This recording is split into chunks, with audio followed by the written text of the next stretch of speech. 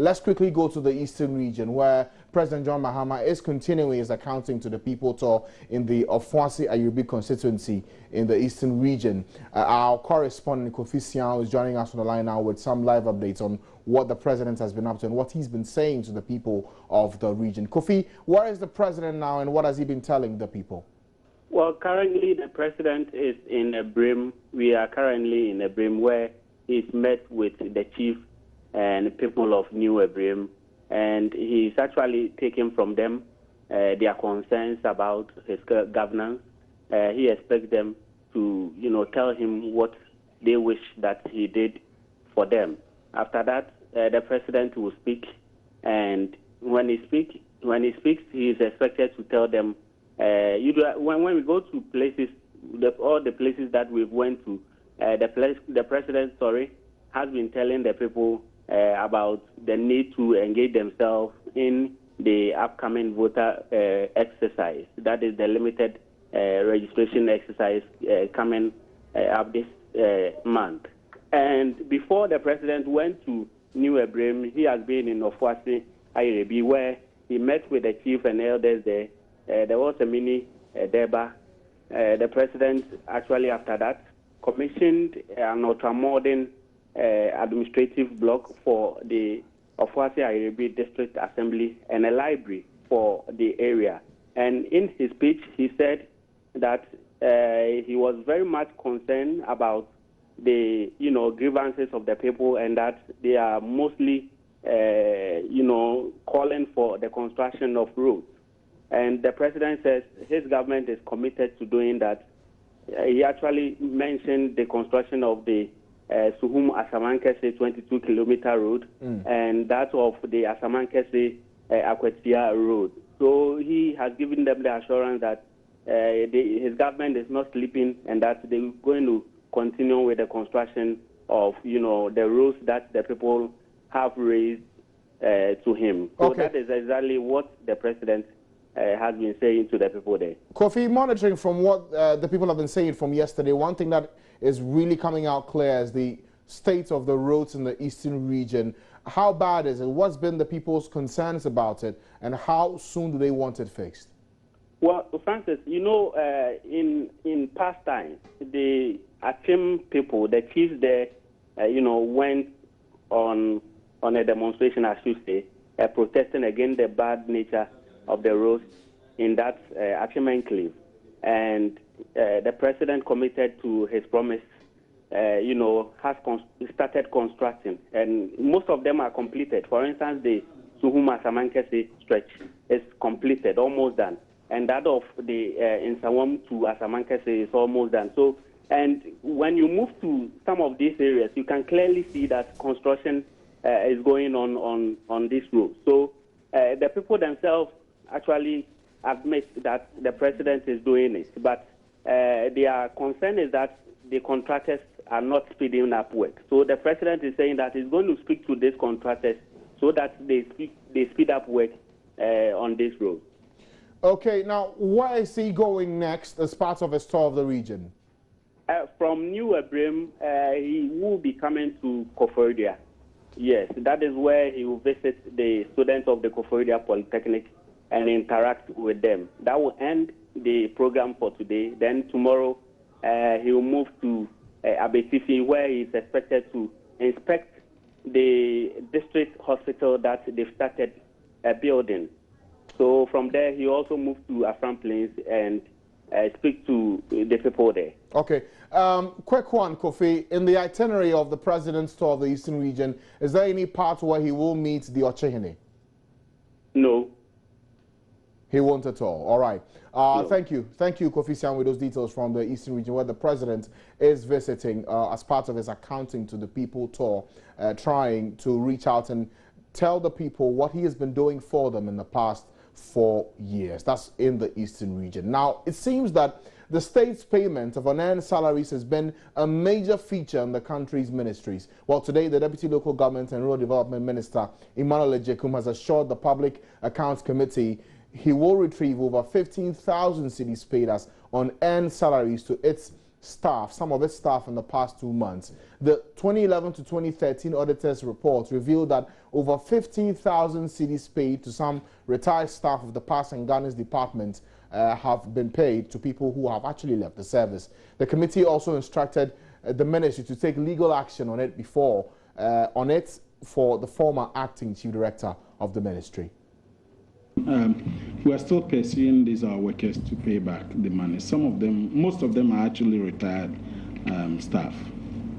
And are they living? Yes, some are alive. Chairman, I keep saying that whenever the person is alive and his name or her name appears in our document, we prefer you coming with the person to come and tell us why he took the money and refused to pay.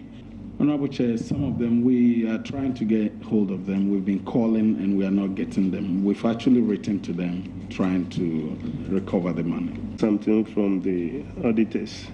I've gone through the recommendations and nowhere did they recommend that they should pay the amounts involved with interest. Is there any reason why it did not make such recommendations? Mr. Chairman, we don't have any reason for making such a recommendation. But I think in course of our sittings, we've noted it, and subsequently we've been actually advising that they pay with interest, and not mere interest, with compound interest. You don't go for it. And when you go to employment law, I think Ajua will bear me out, the senior lawyer here now. If an employer pays you wrongly, you pay back. He has right to demand that thing to come back to you. So if the government pays you wrongly, you have to refund the money. And it is you who know where they are, who should contact them. And if they are proving difficult, report them to the place. You come and sit here. And then this is the challenge that we have. You see? So now I don't know. When can you revert to us to tell us what you have done on these parks and gardens? Because the work is still undone. Some of them are still hanging. We haven't recovered, and they will sit in the auditor's books. And I don't want us to come here again to meet you and talk about these things any longer. So give us when you think you will be able to recover and clear these things from the accounts. A report. Minister, we are noting. Fortunately, you are also an MP. Yes. 2 months from now, colleagues, yes. Acceptable. If you don't hear any good response from you, you'll be referred to the assurances committee. So we take it for an assurance so that you push your directors to chase them. Well, the Public Accounts Committee also gave the ministry 2 weeks to retrieve a vehicle from its former acting chief director, Mr. M.B. Al-Hassan, who has failed to return a Nissan patrol vehicle 3 years after leaving office. Of the vehicles. The vehicle, you said which vehicle, is a Nissan Patrol. Yeah, Nissan Patrol. What we are doing now, because we've been able to recover one, is left with one that we have to recover. At the last IRIC meeting, it was recommended that we should give them the last chance to bring back the car. If not, we will report it to the police.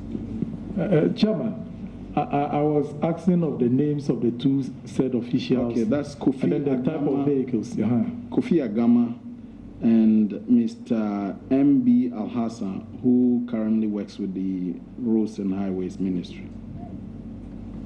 And the vehicles, you mentioned one, that it was a Toyota Land Cruiser. No, Nissan Patrol. And then the other one? It's also a Nissan Patrol. We will let them recover the car back to Accra. We will do additional things. Okay. Not exactly so. In addition, let me finish it off. I want to find out what the person was doing with the vehicle and how did it end up in Tamale. Was that his duty post, the car allocated to somebody in Tamale to work for local government in Tamale? Or he was in Accra and he traveled and the car, how did he take it away? When he was going, the car was moving. Yes. The vehicle was in good condition. Yes, sir. He was using it.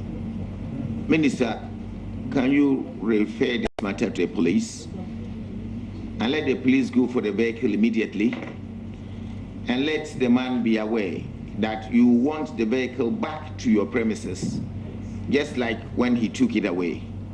So he should repair the vehicle to bring it back on road and hand it over to the ministry. And we want to report on this matter in 2 weeks. Let the police go for it and make sure he repairs it. Report back to us in 2 weeks about how far we've gone with it. Okay. Thank you, Honorable Chair. We'll report they'll go for the man. Mr. Chairman, they'll go for the man. I think there's a recommendation here that is very relevant by the audit team, that they should also be made to pay for the cost of denying the Secretariat the use of the vehicles for the unauthorized period that the vehicles had been with them. I think that's very important. I think that is a key recommendation that we must adopt, so that they pay for the lost period, the time that they have used the vehicles and everything.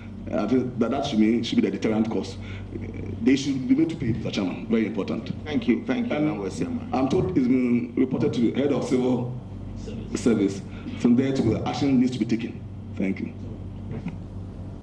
Right. So those were the words of some of the committee members on this matter of how a chief director takes a vehicle home 3 years after he's still not returned it, and the ministry says they're giving him a last chance to bring it back. Let's see whether the ministry goes ahead and gets the car back, and also for the punitive actions and the recommendations in that report, whether it's implemented or not. Let's return to the MPP headquarters. Let's speak to Kwacha Afreniama. He's been monitoring that campaign fund launch that we had Nana Akufo-Addo address a few minutes ago. Afre, give us a bit more details about the campaign fund that has been launched. First, tell us what their target is, how much they seek to raise in this fund. Well, the party has not mentioned how much they seek to raise in terms of this fundraising. And in fact, certainly that will be one of the questions that we'll be asking subsequent to this program here. But as you can imagine, and as you saw in those videos, there a number of party supporters gathered here at the party's headquarters, and the flag bearer himself will address the gathering a while ago. The national chairman also spoke. The national treasurer is here. Dr. Mahmoud Baumia was expected to be here, but he's not here currently. And a number of supporters from constituencies across the country. Now, this fundraising platform that the party has launched, they say to enable them a key strategy forming part of their Ganado's quest to, the FCC's quest to win the 2016 general elections. They have different types of which party members, party supporters can purchase through the internet, through mobile apps, and some scratch cards which go for as low as 2 Ghana cedis to support the MPP's campaign. But some of the key points that the party's flag bearer made in his speech here, as he called on party supporters within and outside of Ghana to support the party's campaign in this crucial election. He talked about the fact that President Mahama's government appointments made there are not based on merit, but what he describes as bizarre requirements. And an interesting point Nado made as well, so far as this fundraising is concerned, he says that people from all walks of life, he talks about masons, shoemakers, the party expects them to help the party, their bid in raising funds to support their campaign this year. And you have, as I mentioned, also very key members of the party. Gracing, okay. And Afra, once you mentioned that key individuals have been there, I need to ask at this point, did any of these key individuals pledge at this launch of the fund maybe an amount of money they want to put into it?